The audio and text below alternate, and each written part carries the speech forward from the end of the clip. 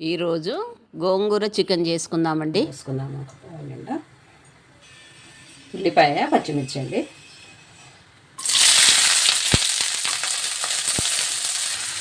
పసుపు వేసుకుందామండి, అల్లం వెల్లుల్లి ముద్ద,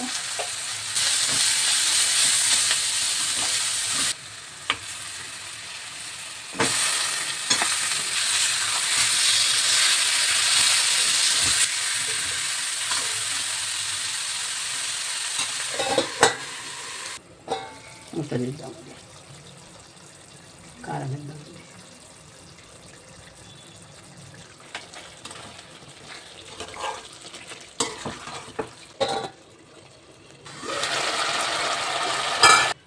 కొబ్బరి అండి, ఒక 6-7 కాజు, కొన్ని లవంగాలు, పట్ట, సాయి జీరా, ఒక యాలక్కాయ, కొద్దిగా ఉప్పు వేస్తే త్వరగా మెదుగుతుందని ఉప్పు ఇందులో వేసి పట్టేసానండి. ఇది ఇప్పుడు తీసుకుందాం. ఇందులో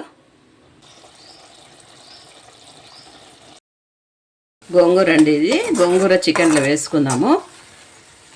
ఇది గోంగూరను పొయ్యి మీద పెట్టాను, మెత్తగా ఉడుకుతుంది. ఇది చికెన్లో వేసేసుకుందాం. ఉడికిపోయింది. ఇది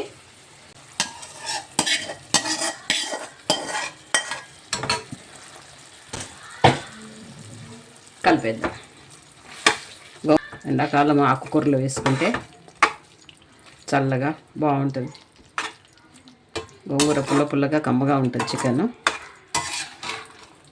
కొద్దిగా గరం మసాలా, కొద్దిగా ధనియాల పొడి,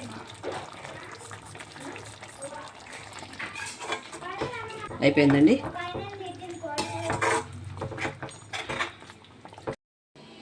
గోంగూర చికెన్ అయిపోయిందండి. వేడి వేడి గోంగూర చికెన్ మీరు ట్రై చేసుకోండి.